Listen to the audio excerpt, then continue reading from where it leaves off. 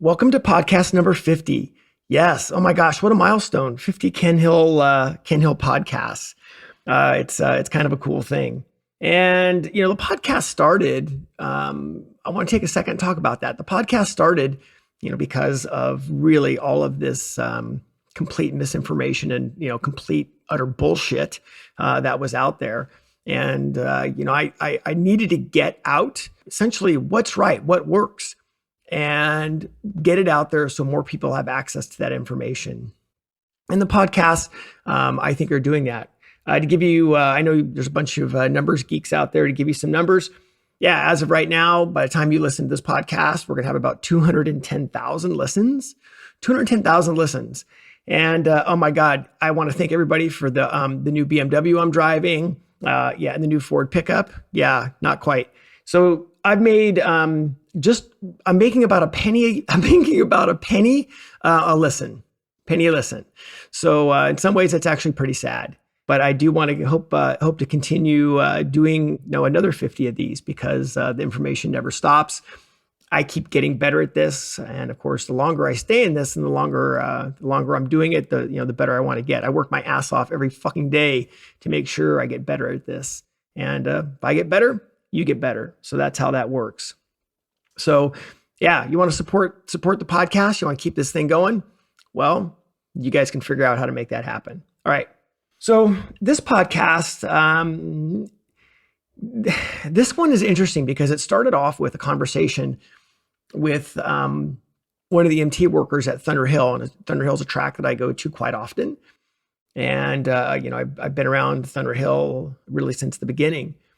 And Thunder Hill was one of the, at least in my eyes, there were some other tracks, but one of my eyes that had really organized track days, and they really embraced it. And they've done a very good job with even rider safety. I mean, they have the sidetracks crew that's there. And so we got in a conversation, and basically I asked, how many motorcycle crashes does Thunder Hill have a year? And, doing a little bit of figuring and thinking about it, and basically the answer came back to me. Thunder Hill has 900 crashes a year. 900. That's one track. One track. Of course, it's one of the more popular motorcycle tracks around. 900. And I knew it was going to be a lot, but I didn't think it was going to be 900. And I was like, holy shit, yikes. So basically what I did is I said, you know what? I need to sit down, get my trusty notebook out, because yes, you write stuff down. And let's figure out, what were the biggest things that they found from all these crashes? They have all this data. What were they finding out? And so that's why this podcast is about, have you planned to crash today? Yeah. Are you planning on crashing today? Right? Of course, nobody's planning on crashing. I don't want to crash. So I want to make this point kind of clear. I don't want to crash. I'm not afraid of crashing, but I don't want to crash.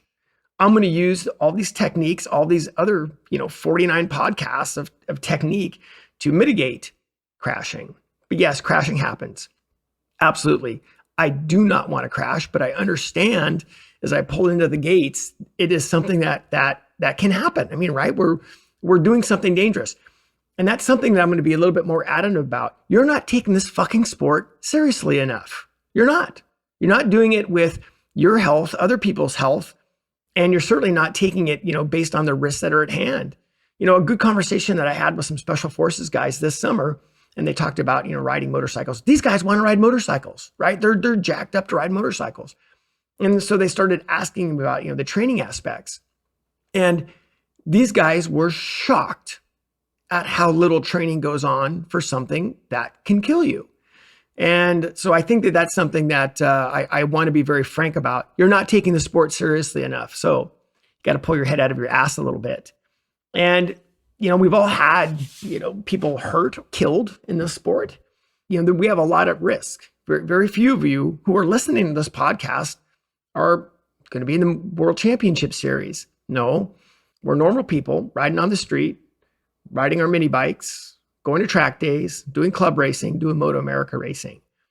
So let's look at some of these things. And this is, again, off the data that I collected from the Thunder Hill group. And I think this is something here in the off season. We do need to take a step back and go, yeah, what if some of these things happens? So, all right. First one that we talked about together was coming to the track alone. So coming to the track alone, there's quite a bit of risk that goes on there, and a lot of us are obviously doing it. So coming to the track alone, you fall down, and then now you're you're incapacitated in some way, whether you broke your collarbone or your wrist, or you sprained your ankle, or you took a helicopter ride. Now you're sitting there, and you got to do something about it. So coming to the track alone, let's think about that one, and let's think about the things that we can do to make that happen. So then that actually goes right on to my second one, which is not having a pit buddy. And notice how I separated those two things, because you can come to the track alone, but if you don't have a pit buddy or somebody there that knows you and your stuff, that turns out to be a problem. And that will get into one of the other things I'll talk about in just a minute, which is actually a pretty serious issue. So let's not come to the track alone, and let's get a pit buddy, right? Let's go, hey dude, my keys are here, my wallet's here, my insurance stuff is here, my emergency contact's here. Okay, let's go ride. I mean, let's not put ourselves in a position to fail. So write up a little medical card, give it to somebody, give somebody your contact information, right? Let's not make it a complete fuck shop. So thinking about that one, right? Let's make sure we get a pit buddy. So this next one's pretty gobsmacking. No insurance. No insurance. So that one surprises me. I know a lot of organizations require insurance. Racing organizations require insurance, but no insurance. Yeah, that one. If you're going to ride motorcycles and you're going to do something fairly dangerous, and you need to take that responsibility and have some insurance, obviously. And that segues into the quality of insurance. Nobody likes health insurance. I'm not going to go into the whole health insurance deal, because I'm not an expert at that in any way, shape, or form. I just had to go and redo my health insurance, and was one of the most frustrating things I've done in my life. Besides going to the Department of Motor Vehicles or something along those lines. So look at your insurance, find out what it covers, look at some of the deductibles, look at some of these things, study it. You need to work the situation backwards, right? It's just like we look at a track backwards. What could be the worst case scenario, and who's going to be affected with all these things? Same thing with having some sort of either life insurance or disability insurance. If you're supporting people, you need to have some responsibility there, right? So take a look at that. I don't mean to be, negative Nancy on this, but this is the reality of it. And I've been in the sport long enough to where I've seen these things. So don't set yourself up to fail. Got it? All right. Another one we're talking about insurance is the helicopter insurance. I haven't seen any, too many of the other tracks doing this besides Thunder Hill. I know they've got some great coverage, and that the coverage itself has changed over the years. But it's a very small investment for a year of insurance, covers your family, covers different regions. I think that's something to take a look at as well. I'm not saying I don't want to be overinsured. I don't like giving, people my money for something I'm, never going to probably use, but let's be aware of the risks and what we can do to mitigate those risks. Again, let's not set ourselves up to fail. All right. A couple more we'll take a look at is, and I was surprised to hear this one, prior medical issues. And it was shocking how, I can't remember the exact number. I think it was 3, or it might have been 4, but from a person falling down and then getting checked out, they found other issues, whether it was blood pressure or something else going on with them.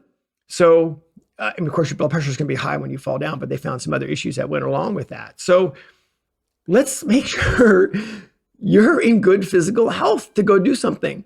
This goes back to what I've talked about in these other 49 podcasts that I know you've all listened to, because I've got 210,000 listens. Is you're an athlete doing this. This is not some simple sport. This is not this is not something that's not an athletic endeavor. think of yourself more as of an athlete. You want to get good? Well, these are the things that it takes to get good. So prior medical issues. Let's make sure you've got some basic health checked out. Let's make sure, that okay, if you have something, an injury that could potentially get worse if you fall down, you need to think about that. So again, let's not put ourselves in a position to fail. Let's look at, make sure our prior medical issues are at least recognized, and you're aware of them and you're doing something about them. Okay, good. All right. So I saved this one. I saved this one for last because, and we're going to get into gear and the bike stuff as well. This one surprised me, and I'm probably guilty of this to a degree as well. Not so much as I've gotten more mature, but letting logistics dictate the type of care you're getting. And so many, this one was unanimous with all the people that I talked to. Letting logistics dictate the type of care you're getting. So it's like, you need an ambulance ride. Nope, I'll take myself. You need this. No, I'll take care of it myself. And, I'm not saying, the medical people are right 100% of the time, but it is what they do. And they do see these types of injuries. And I think it's best to let them dictate what is the right course of action for you.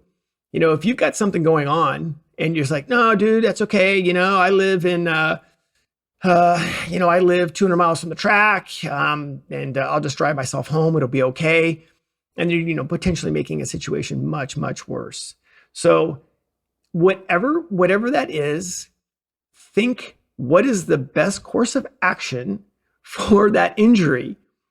And then think about how you can get that done. Instead of convenience, which is, oh shit, and who's going to load my stuff up? How am I going to get my truck back or whatever it is, right? Please take 10 seconds and think about what is the best course of action for my injury, and then make the decision, right? If you just do that, potentially can save you just a massive amount of pain and suffering. I was shocked about that one. So let's make sure we're not letting the logistics dictate what care we're getting, right? Let's try to get healed up and do things right, especially if you're somebody that has a family, has got responsibilities. I think that's a big one. I'm going to touch quickly on gear and your bike as well. Gear, and I wrote this out and I broke it down into all the different aspects of gear, but we don't necessarily have to do that. I mean, yeah, helmet, get a good goddamn helmet. More importantly, get a helmet that fits. I run Arai helmets. I've run other brands of helmets. For many years, I ran a helmet too big, one size too big, until I got professionally fitted. And the guy goes, yeah, you're in a helmet that's too big. And so now I'm wearing the proper size helmet because I got professionally fitted. What do you know? So let's make sure that your gear fits appropriately. Yeah, even gloves and boots. Boots aren't that big of a deal that I've seen. Other than people wear them too long, and then the soles are worn out, then it causes problems. Gloves, I've seen lots of ill-fitting gloves. I've seen gloves that are so crusty, you can't even freaking bend them. Gloves with holes in them. These are your hands. So yeah, a little bit of a wake-up call here is don't wear shit, right? Don't, go on the glove, fall on the ground, your hand slaps on the ground, and for whatever reason, because your glove's 4 years old and your favorite pair of gloves and they blow apart because it's got so much sweat and they're all crusty in them. Well, yeah, new gloves. So think about that, right? Think about how old the stuff is. Let's get it rotated out. And yes, I have favorite pairs of gloves as well. And I definitely change my stuff out. So let's get that stuff going there. Suits. Two things on suits. One, get the right size suit. I see so many suits that are way too tight, and you basically can't move around in them, and you can't move around in the suits. And then of course you're not able to ride the bike the way you need to. So whether it's typically the ones that I see are too tight from, the knees to the chest. So let's make sure that we're doing something to get our suits to fit correctly. Also, of course, you can have the same problem with the suits being too big, where if you fall down, it rotates, rotates past the protection. rotates around the protection, and then you can get hurt that way. So get a good fitting suit, please. Get a good quality suit, please. Also, air suits. I really like air suits. Having seen a bunch of crashes with and without the air suits, I'm pretty damn convinced they work and work really well. So air suits, I'm a huge fan. Oh my God, they're expensive. Yeah, they're expensive. So's your damn health. So air suits, when it comes time for a suit, I'm not telling you to, oh my God, you have to run down, to the store right now and buy an air suit because Ken said. I'm just saying when it comes time to buy a suit, let's take a look at that. Same thing with some of these other, these air vests and some of these other products, right? So let's make sure that we're giving ourselves every opportunity that we can to be protected. All right. Some things with your bike. 2 things. I wrote 2 or 3. Actually, I wrote a bunch of things with the bike. The first thing with the bike is let's make sure your bike is in good shape. There's just some non-negotiable things that I'll do just to make sure, regardless of whether my bike is stock or race bike, my oil drain plug's wired. My oil filter has a clamp on it, and I only use OEM oil filters. Why? Because I've slid on my back at 100 miles an hour because somebody else didn't run an OEM oil filter and destroyed my motorcycle. So I run OEM filters. I don't care how much more they are. I don't want that to ever happen to me again. So I run OEM filters. Something there. One thing about your bike as well, nobody wants their bike to hit the ground, right? We put all this money in it, but are you willing to toss your shit down the road? I mean, that's what it boils down to. Yes, we've got cool bikes and, we get great paint jobs. We got all this great stuff and we look at the performance, but think about that. Are you willing to toss your shit down the road? So it is a absolute valid question. So something to think about as well.